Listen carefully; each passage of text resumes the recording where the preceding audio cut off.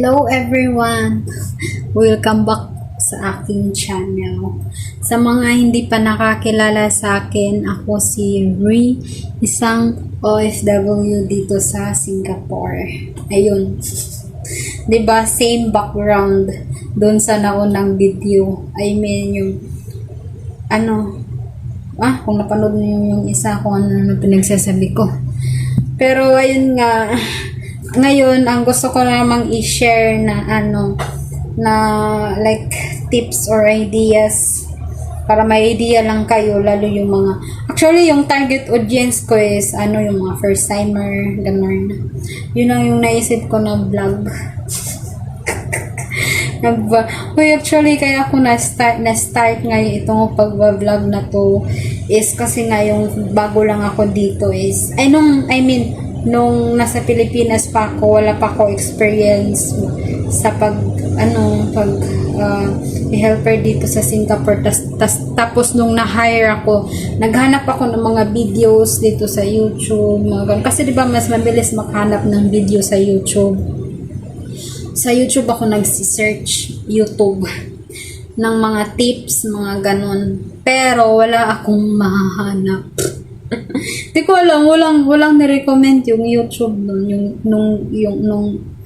walang ni-recommend yung YouTube that time. Kaya nung mga after 2 years nung nag-renew ako, di ko alam, bigla ko lang talaga naisipan mag-vlog.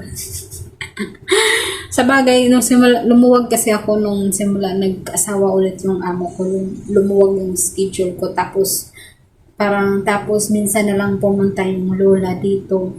Kaya yun, naisipan ko mag-vlog. Kasi di ba, malay mo, kasi gusto ko din makatulong pala. Kaya thankful ako sa mga nagko-comment na nagtatanong ng mga kung sino yung agent ko dito, basta may marami na naman mga nag-comment. Thankful ako dun. Kasi alam mo na nakakatulong itong pag-vlog ko ng ganito kahit wala pa akong kita. Kasi di ko alam kasi kailangan pa yung watch hour. Hindi ko pa na-reach yung requirements ng watch hour. Alam nyo 3,000 watch hour dapat yung ma-reach ko, pero tapos ngayon nasa pa lang siya, 1,000 plus pa. hindi pa man lang nang nangalahati, magwawan, tapos lang siya, magre-reset pa naman siya after 1 year. Tapos magwa 1 year na ako sa pag-vlog ngayong June. Uy, oo nga, timing din, June ako nag-renew. Diba magti 3 years na din ako dito ngayong June. Tapos mag-1 year na yung pag-vlog ko sa June. So nagsimula nga yung vlogging ko nung nag-renew ako kasi nga lumuwag yung schedule ko. Diba kung ano naman pinagsasabi ko.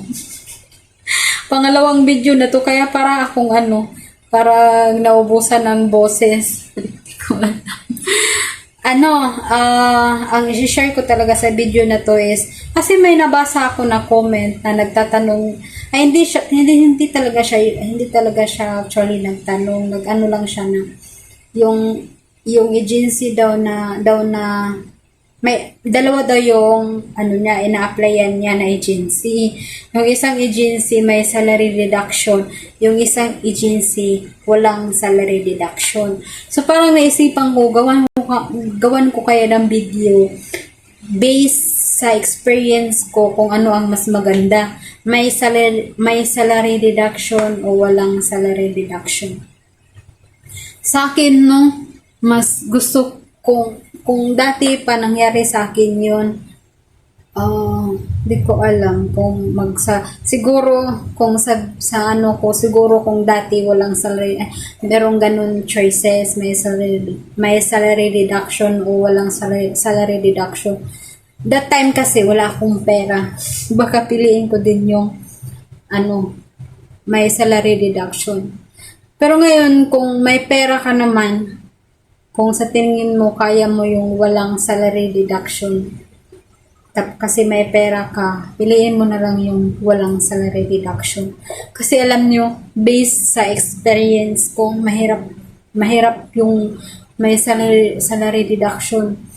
Lalo sa akin, 4 months and half. Diba para siyang after 4 months, yung 4 months wala akong sahod. After 5 months, half lang nakukuha ko na sahod. Kaya ganun, kasi wala din akong pera noon nung na-hire ako, 'di ba, kailangan taga Cebu kasi ako. Tapos kailangan punta ng Maynila kasi yung agent ko taga Maynila. So yun, wala talaga akong mahiraman that time ng pera na pang Cebu to Maynila na ticket, flight ticket. So gumawa ng paraan yung agent ko, kinaltas sa agency. Yun. So siya nag-book. Pero grabe din yung booking nung 12. Alam mo, kung sahod ko dun is 600 SGD. So, ang kinaltas kalahati, 300. Ang 300 nun is mga nasa, ano na siya. Di ko, ang 12, mga 12K yata, 12,000. Imagine, may 12K pa na, one way lang yun, pero sige na lang. Alam, baka mapanood to ng agent ko, pero sa bagay, walang time yun na manood ng ng vlog. Pero okay lang naman, thankful din ako sa agent ko na experience ko itong Singapore. Kasi alam niyo, anga-anga ako nung interview sa employer ko, kaya akala ko hindi niya ako i-hire. Nag-message na yung anak ng anak ko.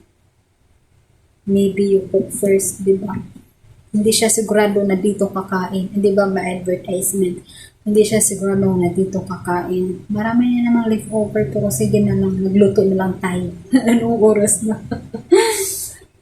Tapos, so ayun nga, nawala tuloy ako. Uy, nawala ako. Ano ba dapat kong sabihin? Na nawala ng ayun. Kasi anga-anga ako nung interview, so akala ko hindi ako i-hire. Kasi, tell me about yourself. Parang nasabi ko ng pangalan ko lang, tapos parang sabi ko hardworking, mga ganun-ganun. Tapos kasi nakalimutan ko kung kasi ganyan talaga ako during interview, lalo pag English dati.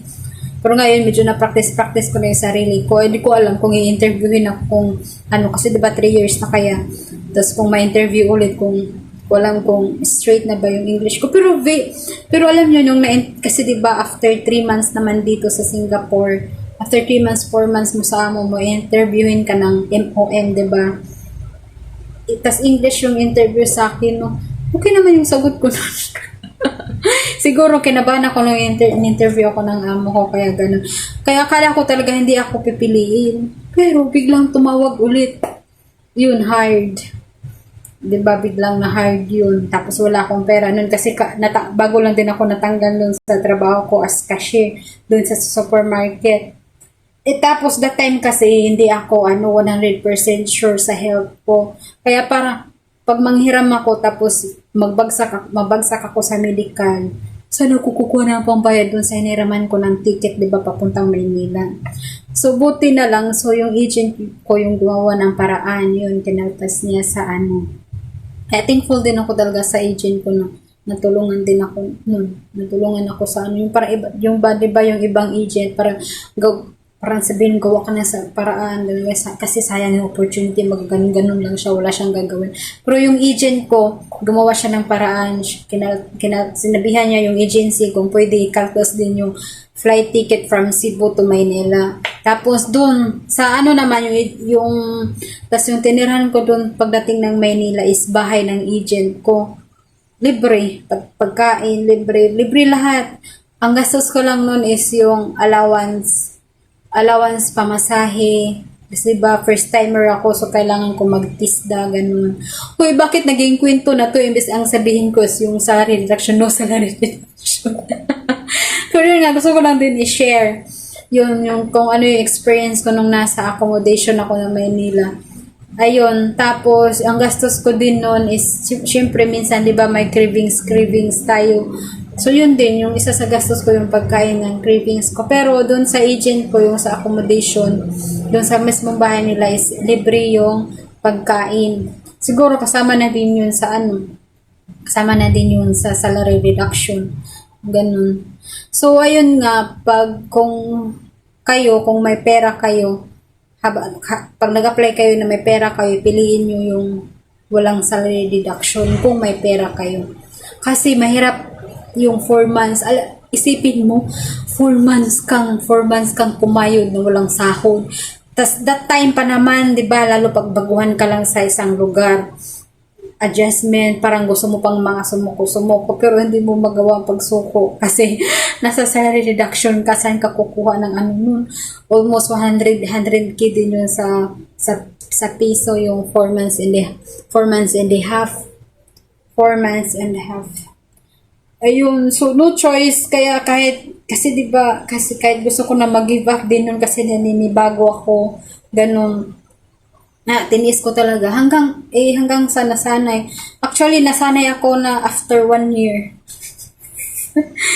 Grabe, ang haba ng pagka-adjust ko. Tapos ngayon, hanggang mag 3 years na, parang okay na. Pagpailisin nila ako, okay lang. Parang okay na sa akin. Parang, kung dati, parang may pangamba din ako kasi 'di ba baka i-back agency ka. Kasi may mga kakilala din ako kasabayan sa accommodation na binaback agency.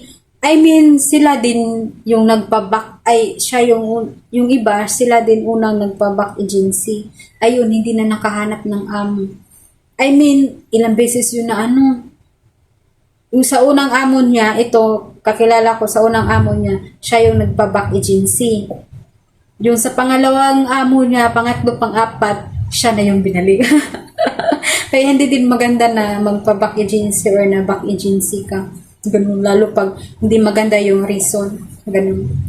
Tapos, kaya yun, kung may pera ka, piliin mo na lang yung walang salary deduction. At least, pag hindi mo magustuhan yung amo mo, ay pwede ka ikaw magpa-back agency. At tapos, okay, uwi. Pero sayang naman kung uwi ka na, nandito ka na. Kaya maghanap na lang ng ibang amo. Pero yun nga, at least wala kang ibang iisipin ba na gastos kasi hindi ka naman wala ka namang salary reduction. Pero pag wala kang pera, doon ka na lang sa may salary deduction. Kasi no choice, 'di ba? Kaya ka nga din nag-apply pa Singapore kasi kailangan mo ng pera, ganun. Pero yun nga, isa sa mga advice tips ko, pag nandito ka na, isipin mo yung pagod at hirap mo nung nag-apply ka. Kasi marami din akong kakilala na pagdating dito, hindi na kayanan yung trabaho. Naisipang bumalik ng Pilipinas. Tapos sayang yung effort nung nag-apply, 'di ba? So, ayun lang, guys. Kasi 13 minutes na naman. Thank you for watching. Please subscribe